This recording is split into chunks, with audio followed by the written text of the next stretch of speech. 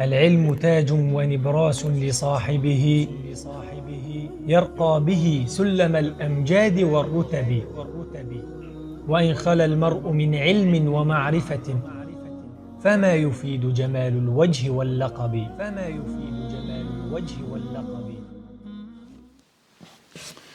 السلام عليكم ورحمة الله وبركاته. الحمد لله العليم الأكرم الذي علم بالقلم علم الإنسان ما لم يعلم. أشهد أن لا إله إلا الله وحده لا شريك له له الملك وله الحمد وله الثناء الحسن. وأشهد أن نبينا وحبيبنا وشفيعنا محمد رسول الله إمام المرسلين وخاتم النبيين وصفوة خلق الله أجمعين. نشهد بأنه بلغ الرسالة وأدى الأمانة ونصح الأمة وكشف الله به الغمة وجاهد في الله حق الجهاد حتى أتاه اليقين. فصلوات الله وسلامه عليه وعلى آله وصحابته والداعين بدعوته والعاملين بسنته بإحسان إلى يوم الدين وبعد. Gjithë falënderimet dhe lavdërimet I takojnë Allahut xhalla xhelaluhu, vetëm ata e falenderojmë dhe vetëm prej Tij ndihmë dhe falje kërkojmë, kurse salavatet dhe selamet nga thellësia e zemrës tonë në këto dita të fundit të këtij muaji I dërgojmë të dashmurit ton Muhammedit sallallahu alaihi wasallam, familjes së tij, shokëve të tij dhe gjithë ata të cilët pasojnë rrugën e tyre më të mirë deri në ditën e gjykimit. Të nderuar vëllezër, falenderojmë Allahun xhella xhelaluhu të plot fuqishmin I cili e bëri muajin e bekuar të Ramazanit një mundësi të artë për të pastruar zemrat, për të u afruar sa më afër me ta dhe për të u larguar nga veprat që ndytin shpirtin. Dhe se padyshim se na vetëm jemi mo në ditët e fundta të këtij muaji të bekuar dhe në netët e fundta të këtij muaji të bekuar, ku me të vërtet mendet e njerëzve janë kthillur edhe zemrat janë zbutur dhe se është koha që të reflekton mësimet e marrura gjatë këtij muaji në shpirtin ton dhe në fizikën ton, edhe adaptimi I adhurimit ton, veçanërisht në këtë pjesën e cila ka ngelur me të vërtet që është një ndër pjesët më të rëndësishme për çdo musliman I cili dëshiron që ta shfrytëzon e të fiton në ta. Padyshim se shumicën I shohmi se janë të lodhur nga përpjekja e tyre dhe mundi I tyre, dhe një ashtu dhe jeta e kësaj bote e cila na ka lodhur, por secili duke u munduar që ta arrijnë dhe atë të ahiretit, dhe se padyshim të gjithë me përpjekjet e tyre janë të lodhur, ku na shpresojmë që Allahu xhella xhelaluhu mos të na privon nga nata më e vlefshme e cila është në këtë muaj, nata e Kadrit. Allahu xhella xhelaluhu agjerimin ton të pranon. Allahu xhella xhelaluhu gjithmundin përpjekjen dhe sakrificat e bëra nga secili njeri dhe nga secili musliman, edhe nga ne në veçanti Allahu xhella xhelaluhu ta pranon. Të nderuar vëllezër, vazhdojmë aty ku e lam me temën me të cilën nuk e arritëm dot përfundimin e saj, e cila ishte shmangja nga shoqërimi dhe përzirja me ata të cilët të ndikojnë shumë në suksesin e jetës tonë dhe në mirësinë e jetës tonë në këtë botë dhe në botën tjetër. Shmangja dhe largimi nga ajo shoqëri e cila të dëmton në jetesën tonë, të dëmton në jetën tonë, në botën tonë dhe në jetën e ahiretit. Padyshim se shoqërimi jonë edhe ndërveprimet tona janë të natyrshme që na duhet të jetojmë dhe në këtë jetë ashtu ecim dhe vazhdojmë, por Kur'ani edhe hadithi I Muhammedit sallallahu alaihi wasallam ato na mësojnë se kujdesi I madh në përzgjedhjen e shokut të mirë është me të vërtet çelësi i suksesit tënd. Për arsye se shoqërimi me atë të mirin edhe shoqërimi me atë të keqin nga vetë natyra e njeriut është që ka një efekt të madh në jetesën tonë dhe në suksesin tonë. Sikur nga ana pozitive dhe nga ana negative. Sikur që ka ndikim shoku i mirë në anën pozitive, ashtu ndikon dhe shoku i keq në anën negative.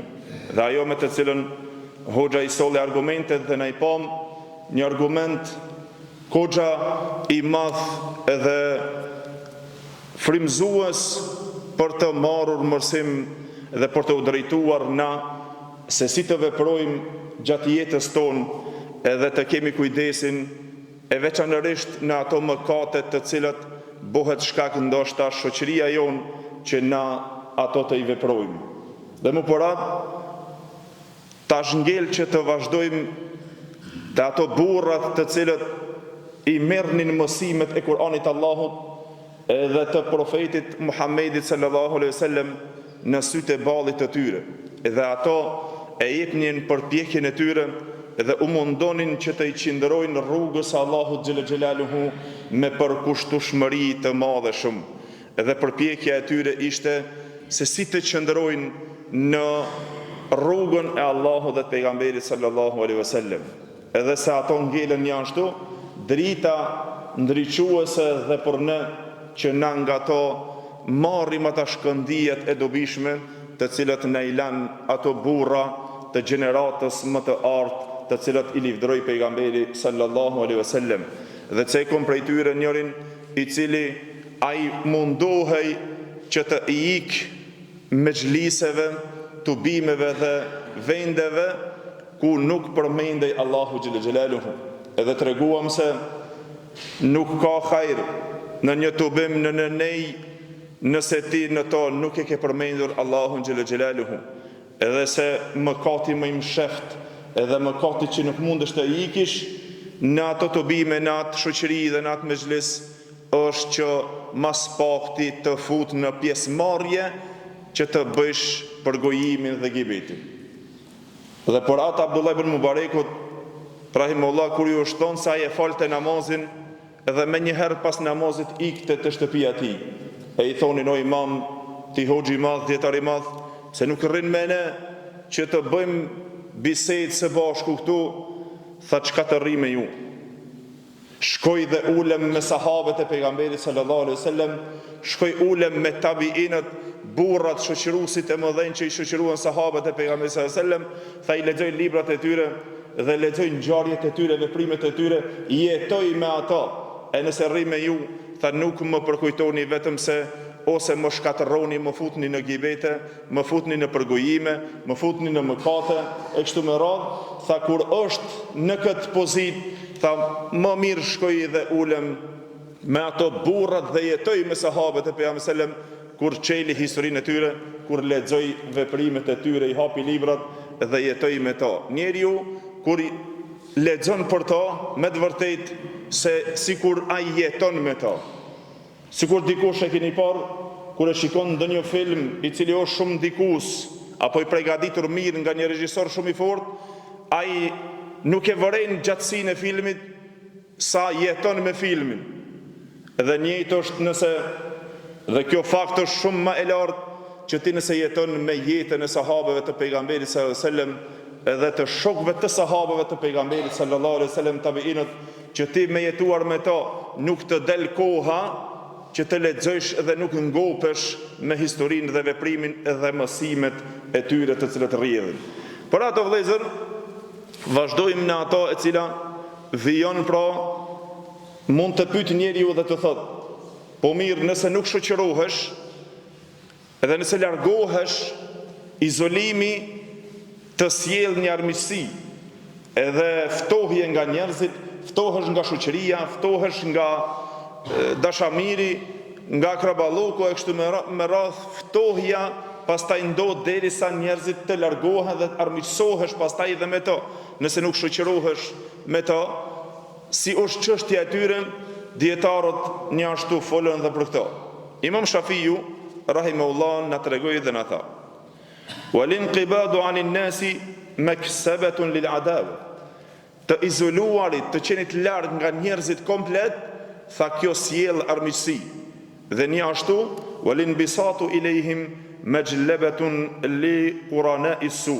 Dhe të afërmit, të afruarit shumë me njerëzit, me shoqërinë, me çdo kondin, tha ajo të sjell shoqëri të keqe.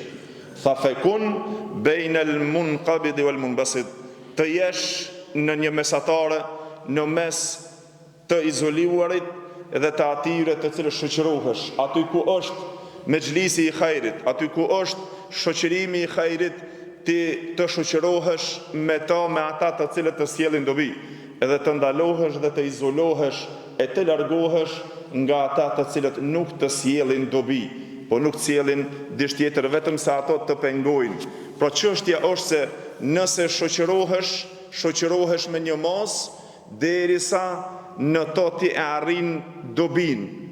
Shoqërohesh me atë i cili të sjell dobi, me atë i cili të përkujton Allahun xhel xhelalu, me atë i cili ti përkujton gabimet dhe tmetat e tua, dhe të thotë o vllai im, nëse ti je nga ata të cilët të dua për hir të Allahut, mos e vepro këtë vepër. Ai që të don për hir të Allahut, që ai shok, që ai dashamir, që ta don të mirën, ai ti tregon gabimet dhe tmetat të cilët i kije dhe të këshillon që mos të bish në humbner edhe ta humbish dhe dinjitetin ton dhe mos të poshtrohesh pastaj. Të mbron në fakt është një pasqyrë e ytja, shoku i mirë, ai dashamiri i cili të don për Allahun xhel xhelaluhu, ai gjithherë të udhëzon nga rruga e drejtë. Ti mbron të këqijat të cilat mundet që të vinë përpas teje, dhe ai është i cili gjithherë nëse dikush mundohet me të rrëzuar nga karriera të cilën e kije, ai është mbrojtësi i yt i cili të mbron. Kurse shoku i keq është ai i cili ti përcjell gabimet me lup. Ti përcjell çdo të met, edhe nëse ti shef gabimet, veç të vazhdo se mirë, nuk është problem, derisa të bish në humbner. Moment që të bish, i pari që shfryhet është ai. Te ti, ka diçka ky për atë ka ra, për atë kështë bëu kështu, i ka ndodhur kështu, i ka ndodhur ashtu. Për atë vëllezër është çështja se me të vërtetë njeriu si duhet që të shoqërohet, tha Shaqiq al-Balakhi. Me pas kujdes tha njeriu kur të shoqërohet me njerëzit. Ishabin nase kema tashabin nar. Tha Shaqiq al-Balakhi, normal nga tabiin, nga shoqëruesit e tabiinëve, këto tre shtresat të cilët janë më të lartë, dhe ky që ishte si nxënës si që mirë të dije nga Ibrahim ibn Edhemi, Shaqiq al-Balakhi rahimullah tha shoqëroj njerëzit, tha sikur që e shoqëron zjarrin. Të jesh shok kur shoqërohesh me njerëzit sikur që shoqërohesh me zjarrin. I merr dobijet, ai ke pas zjarrin, të gjithë e dojnë. Të gjithë prej zjarmit dobi kanë, e shoqërojnë dhe secili me to vepron dhe shfrytëzon. Mirë po kujdeset që mos të djeg. Secili e shfrytëzon zjarrin, tha pa kujdes që mos të djeg rrobat e tua. Shoqërohesh, i merr dobijat, gjitha dobijet të cilat ti sjell zjarri, po të gjithë i ruhen rujës e djeg. Dhe çështja e shoqërimit është që të jesh gjithherë në kujdesin që mos të djeg teshat e tua. Abdullah ibn Davud al-Khuraibi, nga tabiinët, i cili tha: "Men amkana an-nasa min kulli ma yuridun adarru bi dinihi wa dunyah." Kushdo i cili ja u mundëson njerëzve çdo sen çka ata e dëshirojnë nga ai, ato e dëmtojnë ato në dunjon e tij dhe në ahiretin e tij.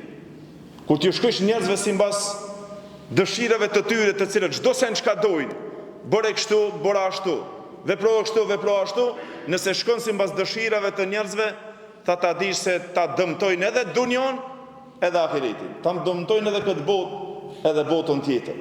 Pra të njeriu gjithherë mbështetet në ato bazat e dritës së burimit të pashtershëm, Kur'anit dhe Sunetit të Muhamedit sallallahu alaihi wasallam.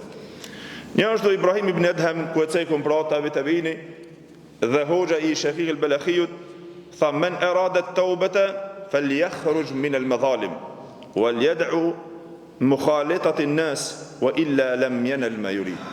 Tha kush do i cili dëshiron që të pendohet Kur vjen momenti që të pendohet dhe të largohet për gjitha të këqijave, pikën e parë tha, le të largohet nga zullumet. Mos t'i ban dikoj zullum. Zullumet, padrejtësit, të cilët janë, le të largohet tha njëherë nga padrejtësit, e dyta le të largohet nga shoqëria e keqe. Përzirja me njerëzit me atë shoqëri e cila kanë qenë shkak ndoshta që të kanë futur në zullum, apo ndonjë padrejtësi e kështu me radhë. Le të largohet nga përzirja e njerëzve të cilët ja shkaktojnë, se për ndryshe nuk arrin dot atë që dën. Duhet pendohem, duhet kthehem në rrugën e Allahut ashtu sikur që është. Por në moment përsëri me shoqërinë me të cilën je, ajo apet bëhet apo përsëri bëhet shkak që ndoshta të fut ty në ato gabimet të cilat ku i cekëm dhe në dersin e kaluar. Një ashtu Bishr ibn al-Harith rahimullah tha Sufjan al-Thauriu, wadattu anni idha jalastu lakum aqumu kama aqud la alayya wala li. Tha kam dëgjuar Sufjan al-Thauri rahimullah duke thonë, tha kam një shpresë, një dëshirë që kur të ulem në shoqërimin me ju, në prezencën dhe në nejet me ju, tha që kur të ngritem nga mexhlisi, tha mos të jetë ai mexhlis as kundër meja, as për mu, as kundër meje. As që kemi marrë dhe një mëkat, e as pa ku të shpëtoj prej mexhlisit, mos të futmi e ai mexhlis, ose ai të bëjmë ai shoqërim të jetë kundër meje një ditë. Andoshta të na sa ndodhë vëllezër që në shumicën e rasteve të tubimeve tona, kur qohesh për ati mexhlisi, ndoshta shumë herë i bje pishman apo për ati tubimi shumë herë i bje pishman, thu pse prezentova. As Allahu përmendet, as mëson dhe një fej, as pyet dikush, as që ndoshta ndë një përmirësim edhe të dunjas ke marrë dhe një dobi për dunja, në fund kur ta shohësh nuk ke bërë vetëm se një gibet, ai tjetëri kështu, ky tjetëri kështu, ti nuk e disa i poshtur, ti se disa i kështu, dhe me thonë në fakt, ndoshta në shumë raste, i bjen pishman pse je ullur ndoshta në ndonjë mexhlis. Ziyad ibn Hudayr, tabiiu i ndershëm, i cili tha, la wadattu anni fi hizin min hadid. Kjo është vëllezër të burra se sa e runin ndershmërinë e tyre, edhe sa mundonin që ta ruajnë udhëzimin e tyre. Tha Ziyad ibn Hudayr, kisha pas shpresë dhe dëshirë që të jem i izoluar me një dhomë me hekura. Tha wa ma'i ma yuslihuni, dhe ta kem një person apo një njeri, një shok i cili vetëm më këshillon, veç më përmirëson. Mos përzije me njerëzit e të mahupin ato udhëzimin tem të cilëm jam munduar që ta arrij që sot. Të jem i izoluar me një dhomë i mbyllur në hekura, e ta kem dikan që vazhdimisht më përmirëson e më këshillon. Tha la ukellimu nas wa la yukellimuni hatta alqa Allah tebaraka wa taala. Që mos të foli me njerëzit edhe mos të më përzihen në atë që jam drejtuar kanë Allahut derisa ta takoj Allahun xhel xhelaluhu e të arrit ta shpotoj kit veten time një ditë për Allahun xhel xhelaluhu. Derti i tyre vëllezër ka qenë se si ta shpotojnë vetveten e tyre në botën e ahiretit. Interesi ka qenë i ahiretit. Si të shpotoj në ahiret, se po ke shpëtuar në atë ditë me të vërtetë se nuk ka më mirësi më të madhe. Lutim Allahun xhel xhelalu që Allahu të na mundëson shpëtimin në ditën e ahiretit e të fitojmë xhenetin dhe kënaqësinë e Allahut xhel xhelalu. Tha një ashtu: "Wa man anast minhu an yuhlikaka bil ghiba faqta'hu." Ka ndodhur të cilën e shoqëron, i cili është shkak dhe të fut në një mëkat apo të fut në ndonjë gibet dhe në ndonjë përgojim, tha kpute lidhjen me atë person. Mos u shoqëro me atë i cili është shkak që të fut në mëkate vazhdimisht. Tha wa far minhu firaran min al-asad.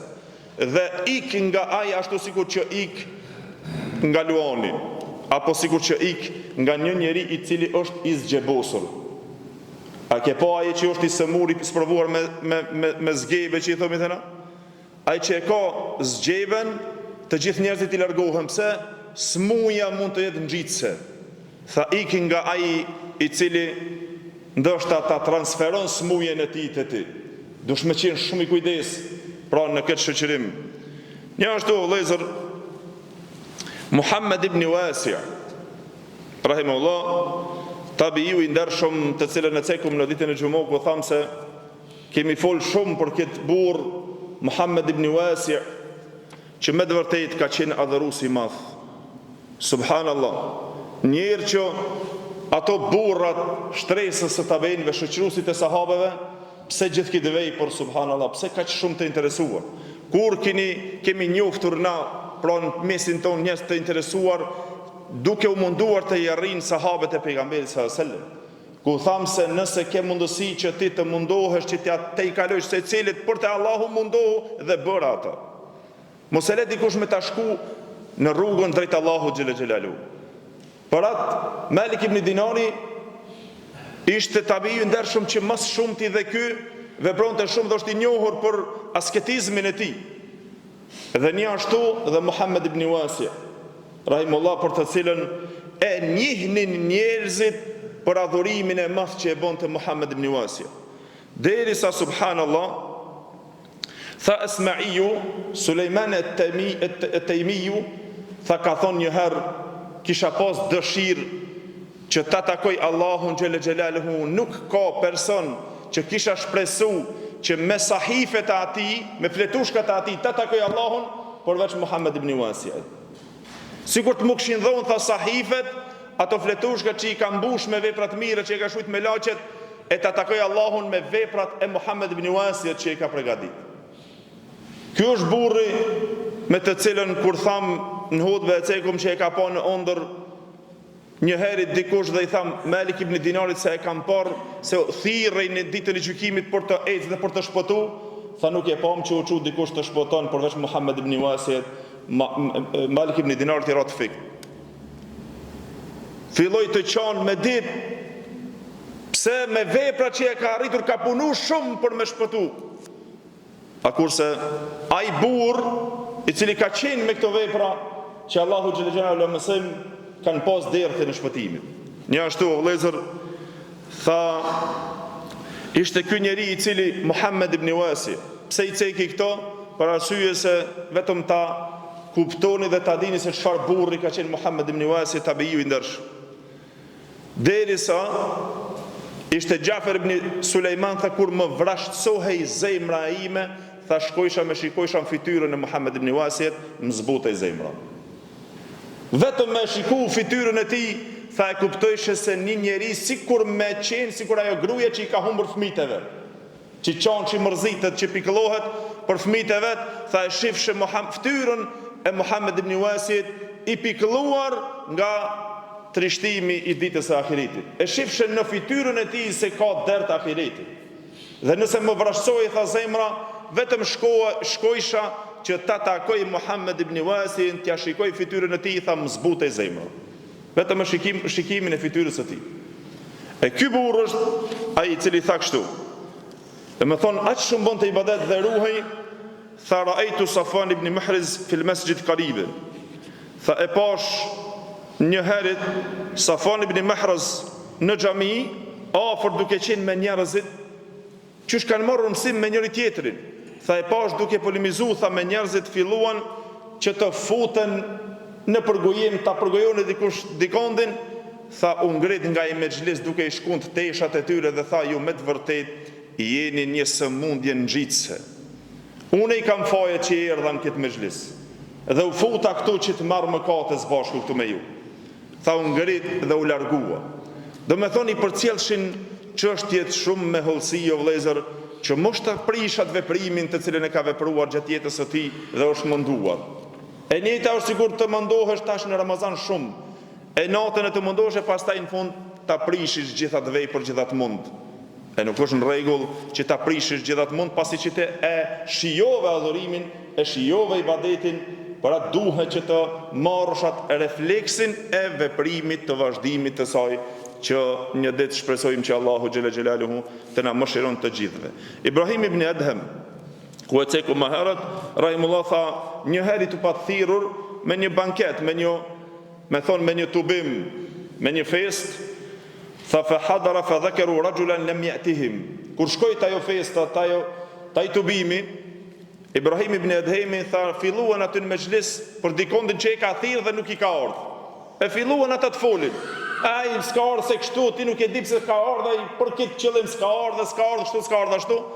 Tha Ibrahim ibn Adham, tha nuk keni faj ju, jo. Unë i kam fajet që e bona vetit këtë dhe erdhen këtë tubim dhe këtë mezhlis, këtë fest. Erdha të marrë pjesë këtu të ata të cilët mirën, kush erdh, kush nuk erdh, çfarë qëllime shko. Tha unë ja bora vetit tim, tha doli nga ai vend, tha walam yakul thalathat ayyam. Nuk ka ngrënë Ibrahim ibn Edhemi, tha 3 ditë nuk hongi hajës, hongi buke, nuk hongi as nuk piri, tha në çështjen e mërzis që u fut me një mezhlis ose me një tubim që prishën shumë dhe mori pjesë me një përgojim dhe me një gibet. Një ashtu Bishr ibn Mansuri, o vëllezër. Bishr ibn Mansur është nga shtresa e pasuzve të tabiinëve, e të bëu tabiin, i cili me të vërtet burr i madh, subhanallah, që ka bërë ibadet shumë derisa Ali el-Medini rahimullah për këtë njerë tha subhanallah ka qenë Bishr ibn Mansuri, i cili e pat groposur vorrin me duart e veta. Para mendohet çfarë burri. Tha e pat gry, që i thomi na vorrin me gry, kjo e pat groposur vet me duart e veta dhe shkonte, tha për ditë e pat bërë Kur'anin khatme në vorrin e vet. Shkonte te vorri vet dhe e bonte Kur'anin khatme te vorri vet, për vetveten e vet. Dhe një ashtu Ali el-Medini rahimullah na tregoi, Ali el-Medini subhanallah burri i madh, njeri i madh që i njënte burrat e hadithit.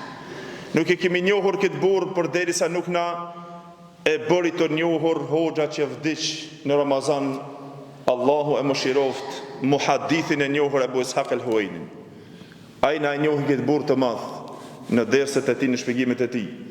Dhe ja sot e kemi shansën dhe na ta njohim ky burr i madh që i ka njohur burrat e hadithit shumë. Edhe se ky na tregon se për çiket Muhammed, për këtë Mansur, Bishr ibn Mansuri, Bishr ibn Mansuri, burr i madh i cili tha i falte deri në 500 rekate namaz. Vorrin e grynte vet, shkonte te vorri, bonte hat me vet.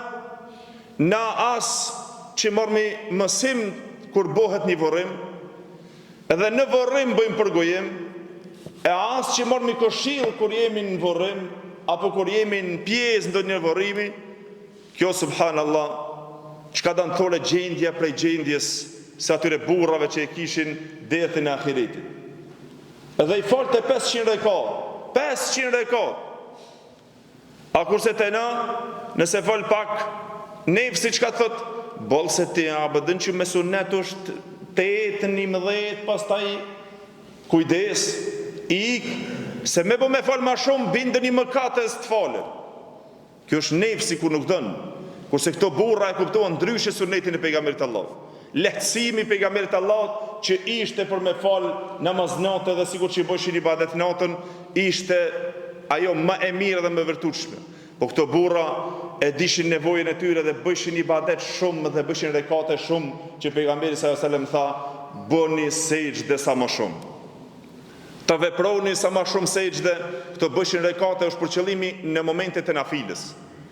Kur ishin koha e nafileve, koha e namazit natës, ibadet shumë, o vëllezër. Derisa Ahmed ibn Hanbali rahimullah, djali i vet, siç e transmeton Imam Dhahabiu, tha i falte nga 300 rekate. Ka deri në transmetim që i ka falë deri në 1000 rekate. Në natë. Nuk mund t'i bën një njeri i cili nuk është i adaptuar në atë pikë. Pse t'i bën ai? I falte deri në 300 rekate. Tha kur u dobësua ka fundi jetës tij, kur u sëmur, tha e paksoi në 150. Natën i bonte ibadet. E këta burra nuk i ndëgjon që të thojnë, mos shko të falish namaz natës, e s'është ajo bidata. Namazi natës bidat. Namazi natës në Ramazan bidat e shpikje. Nuk ka namaz natë në Ramazan. A e thot këtë çështja, a e thot dikush i cili ka nuhatur erë të diturisë? Nuk e thot asnjëherë. S'mund ta thot një burr i cili spaku ka nuhatur erat e librave të burrave të mëhershëm. Por derisa pejgamberi Allahut ishte ai i cili në Ramazan, në fundshin, në 10 e fundit, bonte ibadet deri në mëngjes, me shokët e tij, me familjen e tij. A na mos gabo me shku me fal namaz natës, se bon vakihin në xhehenem, mëkat që s'falet. Namazi natës mos me dallu një musliman, një predikues apo një këshillues që këshillon xhamatin, mos me dallu namazin e natës të Ramazanit me namazin e natës jashtë Ramazanit. Shanca e të natës o vëllezër është në Ramazan me xhamat. Nuk e kije pastaj. Pse nuk falmi namaz natë me xhamat e me imam të falet edhe taravih të falmi zbashku dhe jashtë Ramazanit? Pse nuk bëhet kjo? Për arsye se ka bërë as pejgamberi Allah, as shokët e pejgamberit sallallahu alajhi wasallam se kanë bërë. Askush nuk i ka bërë. Namazi natës është namaz personal i vetëm vullnetar. E bën ato vazhdimisht pastaj. Ramazani është mësimi, adaptimi i shfrytëzimit. Në Ramazan sunneti Muhamedi sallallahu alajhi wasallam të falësh namaz natë me xhamat. Shanca me fal me xhamat. Shanca me u fal mas një imami, me ndëgju Kur'anin, me qëndru në sejdë, me u adaptu se si me fal namaz. Për atë këto transmeton Imam Buhari dhe Muslimi nga Aisha radhiyallahu anha argumentet e qarta si drita, që nuk mohohen përveç se nga njëri i cili i ignoron dhe me të vërtetë s'ka dituri për këtë çështje. Aisha radhiyallahu anha tha natën e parë del pejgamberi Allahut falet me njerëzit zbashku me imam. Një pjesë kur morën vesh sahabët çka bën? Tha në dytën kur doli në ditën e dytë apo në natën e dytë apo të tretën, kur doli pejgamberi sallallahu alajhi wasallam një gjysë e madhe tjetër, tha u falen me pejgamberin sallallahu alajhi wasallam deri në gjysë natës. Tha dhe natën e tretë kur dal pejgamberi Allahut u mbush xhamia me familje, me shokët e sahabët e pejgamberit Allahut u mbush, duke prezantuar to, duke bërë ibadet me pejgamberin sallallahu alajhi wasallam zbashku. U frik pejgamberi sallallahu alajhi wasallam dhe nuk doli më natën e katërt. Dhe këto e transmeton Imam Buhari dhe Muslimi nga Aisha radhiyallahu anha, cila tha se pejgamberi sallallahu alajhi wasallam kur doli ditën tjetër në xhami tha ja Rasulullah prom na kret pritëm me dal me na fal bëjmë ibadet së bashku këtu. Tha pejgamberi sallallahu alajhi wasallam unë e veprova dhe nuk dola se pa ta frik mos t'ja u bën farz Allahu xhelal namazin e natës e sunda abuni pastaj. Kjo është mëshirë pejgamberi sallallahu alajhi wasallam, ajo ti thosh njerëzve s'ka namaz natë, ik. Eudhu billah. Në vend me largu njerëzit nga namazi më i vlefshëm pas farzeve, tha pejgamberi sallallahu alajhi wasallam, është namazi i natës. Është namaz personal jashtë Ramazan. Në Ramazan sunneti pejgamberit Allah. A mohohet sunneti pejgamberit Allah? Një ashtu transmeton. Pra kitë që thashtë e Aisha radhiyallahu anha, tha se në fund kur ishte kjo? Wa dhalika fi Ramadan. U frik pejgamberi sallallahu alajhi wasallam dhe kjo ishte në Ramazan që e bëri këtë vepër. Një ashtu transmeton Hakimin Mustadrakun e tij nga Numan ibn Bashir radhiyallahu anhu, i cili tha se kur doli pejgamberi sallallahu alajhi wasallam në natën e 21, sidomos ky dhjetë i fundit të vëllezër, e mbushte me adhurim, e ngjallte me shokët e tij, me gratë e tij zgjonte që të bëjnë ibadet, para menu. Dhe tha falëm 1/3 e natës. Dhe pastaj tha doli në natën e 25. Dhe falëm deri në gjysmë natës.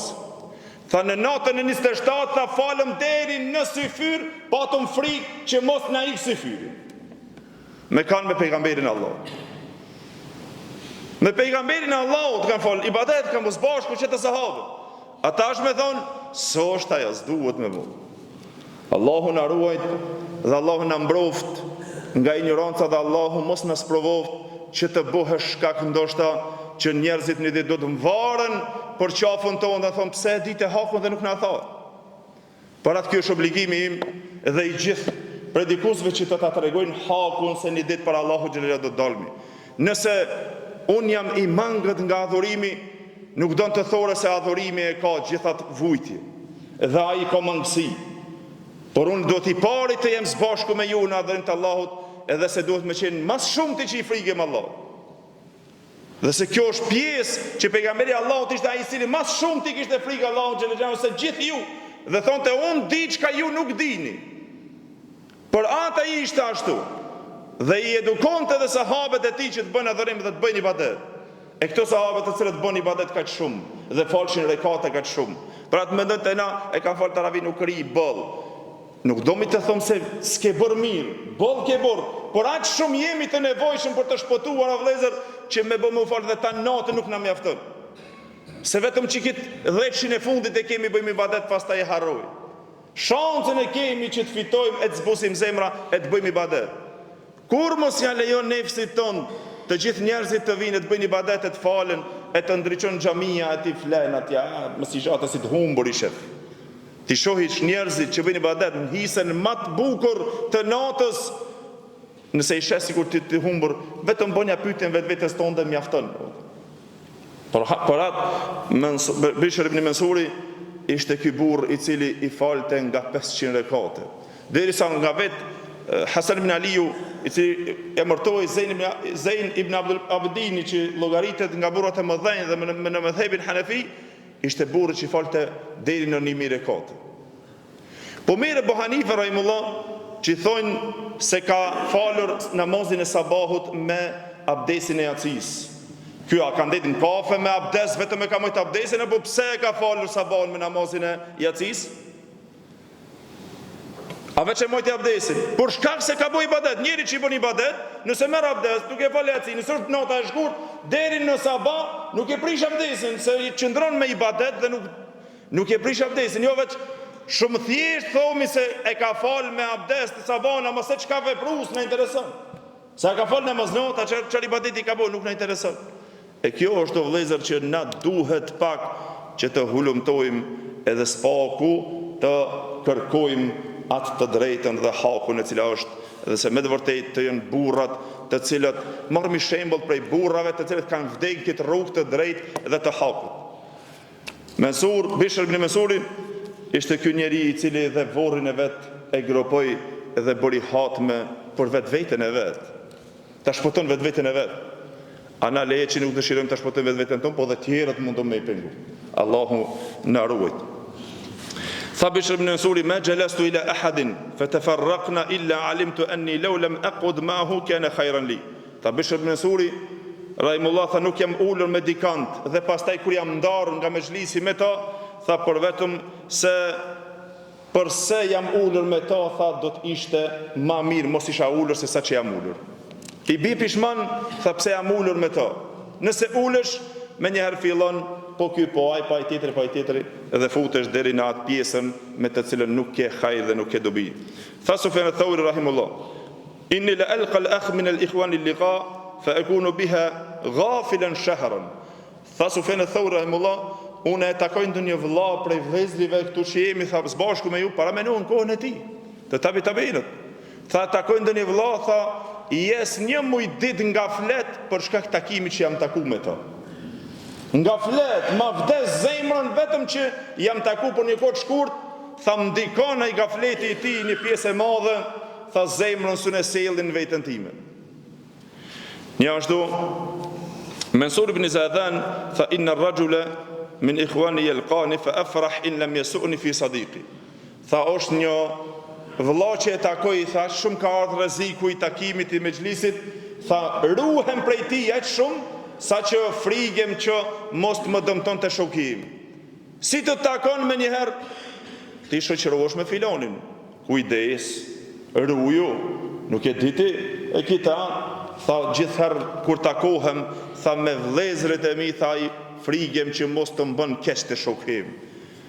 Nëse kaloj pa ma fyndin i shoktimin, tha është shpëtim i madh.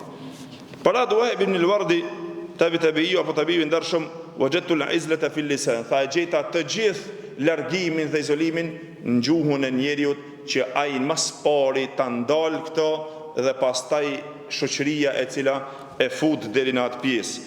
Për ato vëllezër, Abdullah ibn Mubareku rahimullah tregoi se për çështjen e izolimit dhe largimit nga njerëzit, tha është që të largohesh në momentin kur ato futen në pjesën e mëkatit dhe të përgojimit, tha kurse për ndryshe mos ta keq kupton dikush largimin nga njerëzit, mos të jetë tha largimi dhe nga mezhliset e dhikrit, dhe aty ku mohet dersi, dhe aty ku mohet shpjegimi, dhe aty ku ka ndonjë mezhlis të dobishëm që në to ka dobi, tha nuk kuptohet se du të largohet. Por besimtari, tha e ka shumë ma hajrë dhe ma mirë të merë pjesë në një mezhlis ku përmendet Allahu xhelle xhelaluhu, se sa të merë pjesë në një mezhlis tjetër ku nuk përmendet Allahu xhelle xhelaluhu.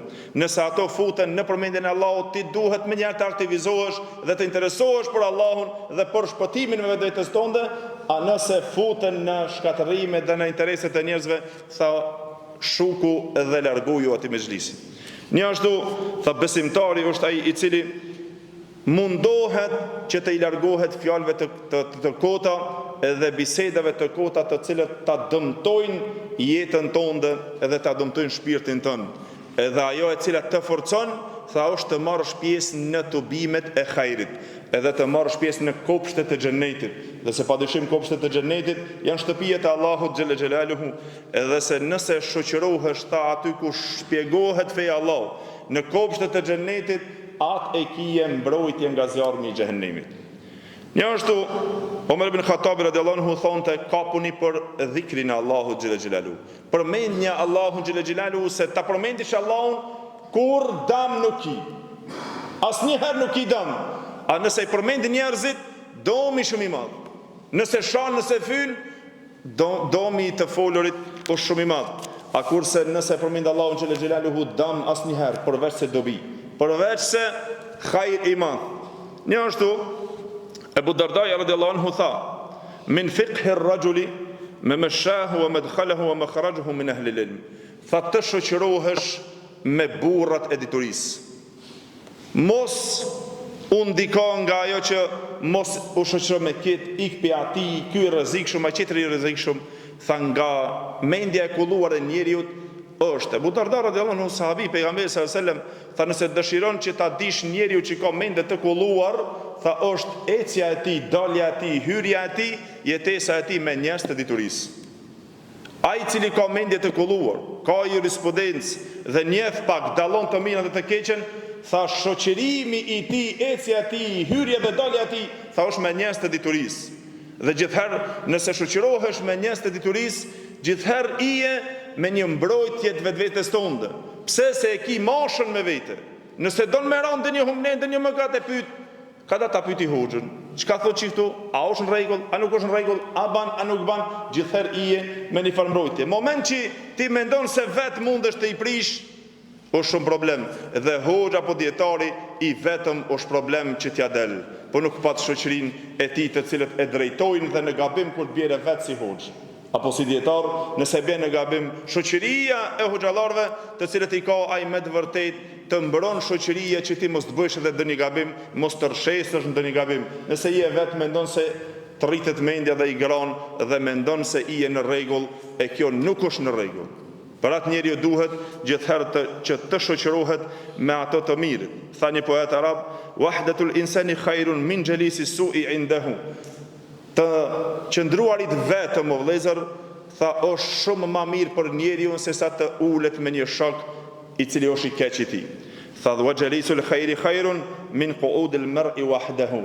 Edhe të shoqërohesh dhe të ulesh me një shok të hajrit dhe të mirë, tha është shumë më hajër se sa të rrish vetëm i izoluar. Pra kjo është vëllezër që Imam Khattabi në përfundim të kësaj teme e mbështjelli duke thonë se nuk është qëllimi i dietarëve këtu dhe argumenteve të cilët i sellim në këtë temë se nuk duhet të shoqërohesh me njerëzit dhe nuk duhesh dhe ti duhesh të izolohesh dhe të largohesh derisa të krijosh dhe armiqësi të njerëzit, po qëllimi është që të marrësh pjesë në pjesët të cilët janë të natyrshme patjetër shoqërimi, po të jesh i kujdesshëm në shoqërimin tënd, të jesh i kujdesshëm në zbatimin e fesë tënde se me cilën shoqërohesh, ku shoqërohesh, të mundohesh gjithherë të kesh kujdesin, të këshillohesh me shokun e mirë, të shoqërohesh me atë mirin, edhe të marrësh pjesë vetëm se në të mirët, edhe mos të jesh nga ata të cilët mungon nga pjesët ku në to fitohet shumë. Të jesh munges edhe të jesh i izoluar në pjesët ku në to humbet shumë apo bëhet mëkat aty shumë. Kjo e gjitha është e cila na sjell, domethënë, këtë dobi, lutim Allahun xhelle xhelaluhu, që Allahu xhelle xhelaluhu këto fjalë dhe këto mësime të i bën që të zonë vend në zemrën time dhe të gjithë juve, dhe lutim Allahun xhelle xhelaluhu që Allahu të na i dashuron fen e tij, Allahu të na dashuron adhurimin e Allahu të na i lehtëson adhurimin, se po nuk na lehtësoj Allahu xhelle xhelaluhu do të dukej shumë e vështirë dhe do të ikshim dhe pi adhurimit. Lutim Allahun xhelle xhelaluhu që këto mësime të reflektojnë në udhëzimin tonë. Dhe lutim Allahun xhelle xhelaluhu që ditët e ngelura dhe këto net Allahu xhelle xhelaluhu të na jep aktivitetin e madh që na të shfrytëzojmë dhe Allahu xhelle xhelaluhu ti pranon nga ne. E inshallah pastaj takohemi në diellën e ardhshme apo jo. Apo e mbyllim. Bollë mo. Me derë se mo, në Ramazan mendoj që i kini pas shumë, tashmo nuk ka ngelur, inshallah veç se veprimi, Allahu na mundsof që të qesim diçka pak edhe në veprat e tona nga gjithë ky ders apo këto derse dhe këto këshilla, ligjërata që janë mbajtur në Ramazan, pothuajse nga çdo hoxh, të cilët janë munduar të japin përpjekjen e tyre. Lutim Allahun xhelal xhelal që Allahu dhe xhelal hoxhallarët në përgjithësi të shpërblen edhe xhamatin të cilët janë munduar të prezantojnë, dhe se ato kanë bërë më shumë durim dhe ato në të mire kanë që çdo hoxh do të më ngu. Allah është problem që i bëni sabër, e Allahu ja shtov sabrin ja ashtu ala më shumë. Ju falenderoj përzemësisht që keni marrë pjesë. Allahu ju nderoj. Aqulu qawli hadha wastaghfirullahi li wa lakum walhamdulillahi rabbil alamin.